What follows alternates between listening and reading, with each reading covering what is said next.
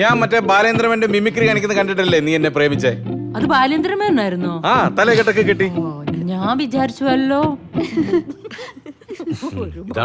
ഈ പുച്ഛമാണ് കുഴപ്പം. എടാ, ആരെങ്കിലും ഒക്കെ എന്നെ കുറച്ച് പ്രോത്സാഹിപ്പിച്ചിരുന്നെങ്കിൽ ഞാൻ മിമിക്രി സിനിമയിൽ വന്ന് വലിയ നടനായി പോയനെ. അതിനുള്ള കഴിവ്. ഇവിടുത്തെ തള്ളു കഴിഞ്ഞോ? കഴിഞ്ഞെങ്കിൽ താഴ്ത്തുവാ. ഞാൻ അവിടെ പുട്ടിന് കഴിച്ചു വെച്ചിട്ടുണ്ട്. അവിടെ വന്ന് തള്ളിയാലേ വൈകിട്ടും എല്ലാം കഴിക്കാം കേട്ടാ. ബാ. ശരി. രാത്രിയിലും പുട്ട്. മോളെ ഗൗരി, ഇവിടുത്തെ രാത്രിയിൽ കഴിക്കാൻ ഉപ്മ. ഓ, പുട്ട് തന്നെ ബെസ്റ്റ്. ഞാൻ താഴ്ത്തുനിന്ന് കുറച്ച് തള്ളട്ടെ. കുറച്ച് കഴിഞ്ഞ് ടെറസിലോട്ട് വരാൻ നീ നൈസായിട്ട് കൊണ്ട് പോരും. ശരി മോളെ.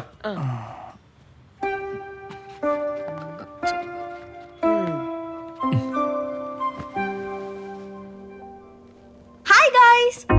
സെക്സ് എന്ന ഒരു വാക്ക് പോലും നമുക്ക് പലർക്കും അശ്ലീലമാണ്. സ്ത്രീകളെ വെറും ഒരു ശരീരം മാത്രമായിട്ട് കാണുന്ന ചിന്താഗതി മാറണം. എങ്കിലേ ഇരയെ വേട്ടയാടുന്ന ആ ഒരു വ്യഗ്രത നമുക്ക് മാറ്റിയെടുക്കാൻ പറ്റൂ. ഇൻ മൈ പേഴ്സണൽ ഒപ്പീനിയൻ, അത് നമ്മൾ സ്ത്രീകളിൽ നിന്ന് തന്നെ ഇവിടെ തുടങ്ങാൻ കഴിയും. യെസ്, ഓരോ സ്ത്രീയും ഒരു അമ്മയല്ലേ. പുതിയൊരു ജനറേഷനെ ഇന്ന് തന്നെ നമുക്ക് ഡിസൈൻ ചെയ്യാം. ഓക്കെ? Double okay.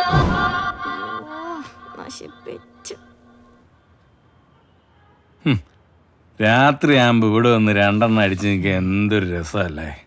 പക്ഷെ ഇതിൻ്റെ വില ഓർക്കുമ്പോൾ ഇവിടെ നിന്ന് താട്ട് ചാടാൻ തോന്നും. ഓ, ഇതാടാ ഒരു മൂഡ് ഓഫ്. നാളെ ഉള്ള ചെക്കപ്പാ. എന്താവുന്നൊരു എത്തും പിടി. നീ ഇതൊന്നും ഓർത്ത് ടെൻഷൻ അടിക്കല്ലേ. അതൊക്കെ എൻ്റെ സമയത്ത് അങ്ങ് നടന്നോളൂ. നിങ്ങൾ കൊച്ചു പിള്ളേരല്ലേ, വലിയ പ്രായമൊന്നും ആയില്ലല്ലോ. നീ ഞങ്ങളുടെ കാര്യം ഒന്ന് ആലോചിച്ച് നോക്കിയേ. കല്യാണം കഴിഞ്ഞിട്ട് 4-5-6 വർഷം കഴിഞ്ഞിട്ടാണ് അവള് പ്രഗ്നൻ്റ് ആയത്. എന്നിട്ട് വല്ല കുഴപ്പമുണ്ടായോ?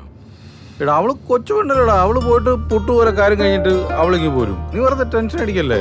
നമ്മൾ ഒരു കാര്യത്തിൽ മാത്രമേ ടെൻഷൻ അടിക്കാവുള്ളൂ. രാത്രി നമ്മൾ സാധനം കിട്ടുമോ 2 അടിക്കാൻ പറ്റുമോ, വേറെ ഒന്നിനെ കുറിച്ച് ഓർത്ത് ടെൻഷൻ അടിക്കാൻ പാടില്ല. അങ്ങനെ വേണം നമ്മൾ ആണുങ്ങള്. അയ്യോ, അതെ നിമ്മി വരുന്നുണ്ട്.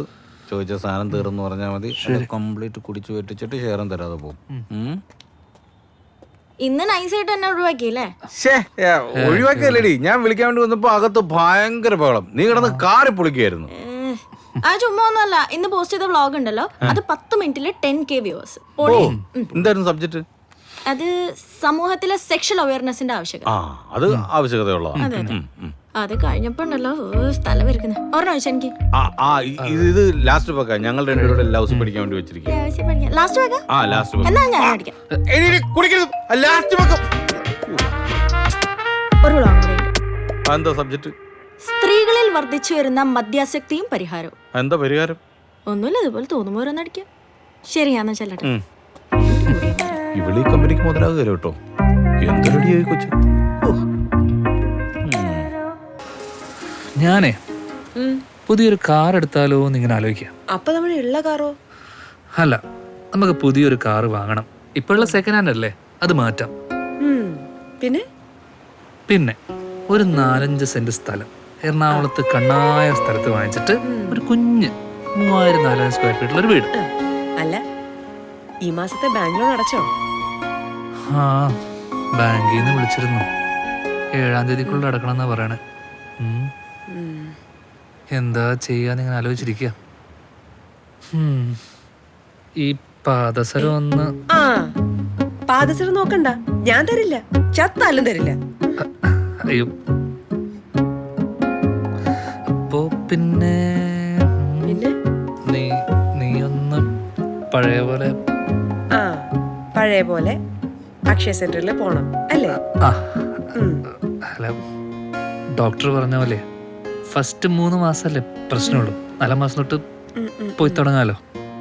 ഒന്ന് പോയിരുന്നെങ്കിലേ, അതാവുമ്പോ നമ്മളൊന്ന് ഫിനാൻഷ്യലി ഒന്ന് ഇതാവുന്നേ. മനസ്സിലായി. എന്നിട്ട് നമുക്ക് മൊത്തത്തില് ഒരു ചെലചുരുക്കൽ പരിപാടി ഒന്ന് പ്ലാൻ ചെയ്യണം. അങ്ങനെയാണെങ്കിലേ കാര്യങ്ങൾ നടക്കൂ. ഓ, ചെലവ് ചുരുക്കണം. എന്നാലേ എനിക്കൊരു ബുട്ട മേടിച്ചു തരുമോ? ബുട്ട. ബുട്ടയോ? ബുട്ട. ബാ. ബുട്ട.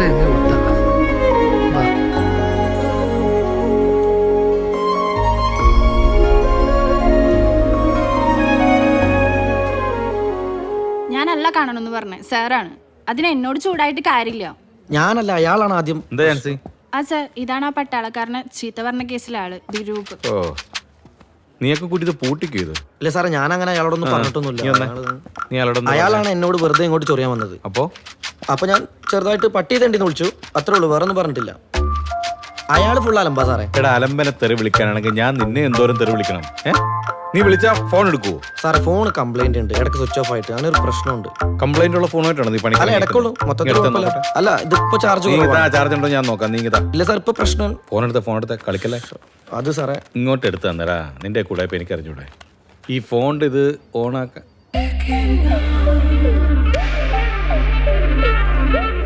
എന്താടാ ഇത്? നീ ഫോൺ വില ഇരുമ്പ് കടയിലും കൊണ്ട് കൊടുക്കും, കമ്പിക്കൊക്കെ ഇപ്പൊ നല്ല വില കിട്ടും. അല്ല, അത് രാത്രി ഇടക്കൊക്കെ ഒന്ന്.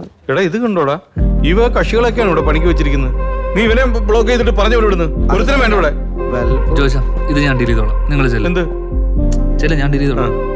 ഞാൻ കാണുന്നത് കൊണ്ടുപോയേ. ഓഹ് രമ്മോ, പ്രശാന്ത് ഗുളി കഴിക്കട്ടെ. നീ ആ കോളറിന്റെ കേസ് ചോദിച്ചോന്നില്ല അന്ന്? അതെ. എന്തോന്നാ ഇത്? ഡേ, ഇത് മേലെ നീ ആവർത്തിച്ച? ഇല്ല സാറേ. ആ,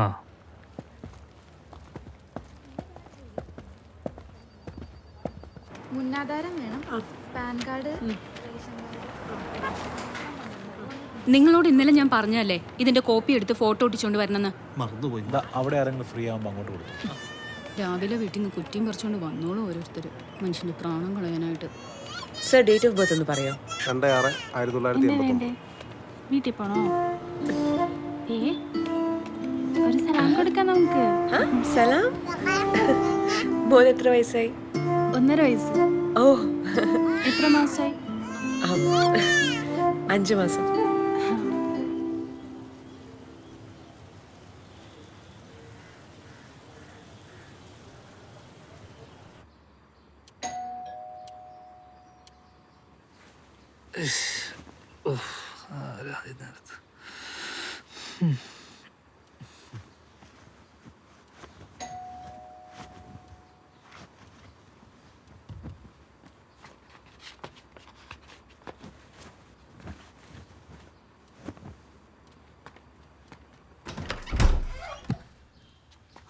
ആ, എഴുന്നേറ്റോ? എന്തൊരു ഉറക്കോടാ ഇത്. ഇവിടെ നടന്ന പുകലുമല്ലോ, നീ അറിഞ്ഞോ? അത് പറയാനല്ലേ ചേട്ടൻ ഇങ്ങോട്ട് വന്നത്? പറ. എടാ, നമ്മുടെ ആ 113 ഫാമിലി ഇല്ലേ, ആ പെണ്ണ് തൂങ്ങി മരിച്ച്. എന്തിന്? ആർക്കറിയാം, എന്തെങ്കിലുമൊക്കെ പ്രശ്നം കാണുമായിരിക്കും. ഞാനത് പറയാൻ രാവിലെ മുതൽ വിളിക്കുന്നുണ്ടല്ലോ, നീ എന്താ ഫോൺ എടുക്കാത്തത്? രാവിലെ തന്നെ കേൾക്കാൻ പറ്റിയ കാര്യമാണല്ലോ.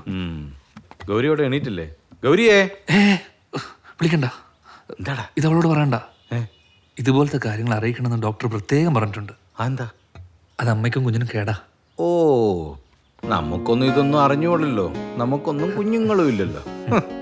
ശരി, നീ പെട്ടെന്ന് റെഡിയാവ്. ഇന്ന് പുതിയ ട്രെയിനേഴ്സ് ജോയിൻ ചെയ്യുന്ന ദിവസാ. ലേറ്റ് ആക്കല്ലേ?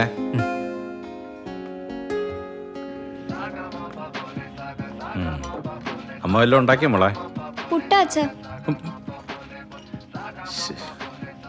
ഈ വീട്ടിൽ പുട്ട് നമുക്കൊരു മോചനമില്ലേ മോളെ? എങ്ങോട്ട് തിരിഞ്ഞാലും പുട്ട്. അമ്മയ്ക്കതല്ലേ അറിയുള്ളൂ. കുടുംബ കോടതി നിന്റെ അമ്മയ്ക്കെതിരെ ഒരു പരാതി കൊടുത്താലോ? അത് വേണോ? സ്വന്തം മുട്ടി തന്നെ പാറ്റിടണോ? വേണ്ടല്ലേ? വേണ്ട. എന്നാ ഞാൻ പോയി കുളിച്ചിട്ട് വന്നല്ലോ. അതായിരിക്കും നല്ലത്. അതായിരിക്കും നല്ലത്. ആ മോളെ, എങ്ങനെയുണ്ട്? കുഴപ്പമില്ല അമ്മ, നല്ല ക്ഷീണമുണ്ട്, അതുകൊണ്ട് പോകുന്നില്ലെന്ന് വിചാരിച്ചു. വിനോദേട്ടൻ അടുക്കളയിലാന്ന് തോന്നുന്നു, ചായ ഉണ്ടാക്കിയായിരിക്കും. ആ ആ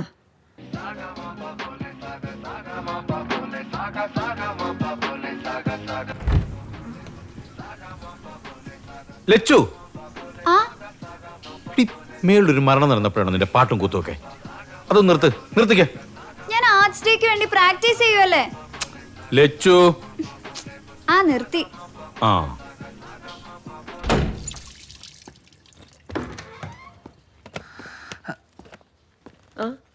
നീ ഉച്ചക്ക് ഒന്നും ഉണ്ടാക്കാൻ നിൽക്കണ്ട, ഞാൻ പുറത്തുനിന്ന് ഓർഡർ ചെയ്തോളാം. പിന്നെ ഈ പാത്രം ഒന്നും കഴുകാൻ നിൽക്കണ്ട കേട്ടോ, ഞാൻ വന്നിട്ട് കഴിക്കോളാം. ശരി. ബാ. അത്യാവശ്യം മീറ്റിംഗ് ഉണ്ട്, ഇല്ലെങ്കിൽ ഞാനിവിടെ ലീവ് എടുത്തിരുന്നേനെ. അപ്പം പറഞ്ഞിട്ടടി. ഹലോ. അയ്യോ സോറി. പിന്നെ മരുന്ന് കഴിക്കും. Okay, by.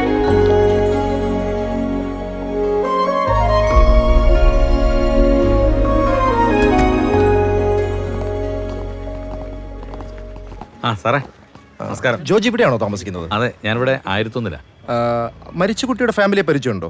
അവരങ്ങനെ ആരുമായിട്ടും വലിയ കോണ്ടാക്ട് ഒന്നുമില്ല സാറേ. വല്ലപ്പോഴും താഴെ വെച്ചൊന്ന് കണ്ടെങ്കിലായി, അത്രേ ഉള്ളൂ. അല്ല സാറിന് എന്തെങ്കിലും ആവശ്യമുണ്ടോ വിളിച്ചാൽ മതി, ഞങ്ങൾ എന്താന്ന് വെച്ചാൽ ഹെൽപ്പ് ചെയ്തുതരാം. അല്ലേടാ? ഞാൻ വിളിച്ചോളാം. ശരി ശരി ശരി. വല്ല കാര്യമുണ്ടോ ഈ വഴിയെ പോകുന്ന കണിയൊക്കെ കയറി പിടിക്കാൻ? ഒന്ന് പോടാ.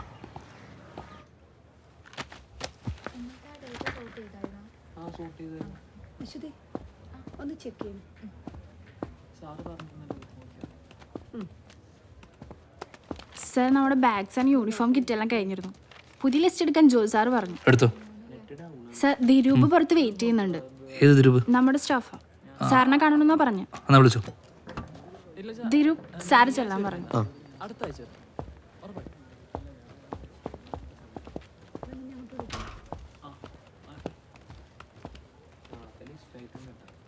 സാർ ഹാ നീയോ?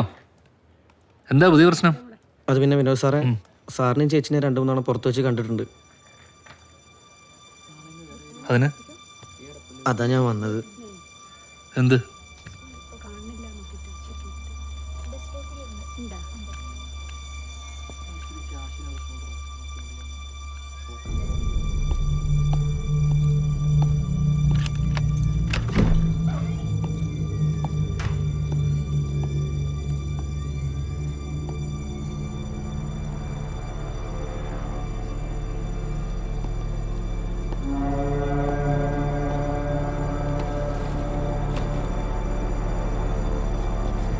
സാറിനെയും ചേച്ചിനെ 2-3 തവണ പുറത്ത് വെച്ച് കണ്ടിട്ടുണ്ട്.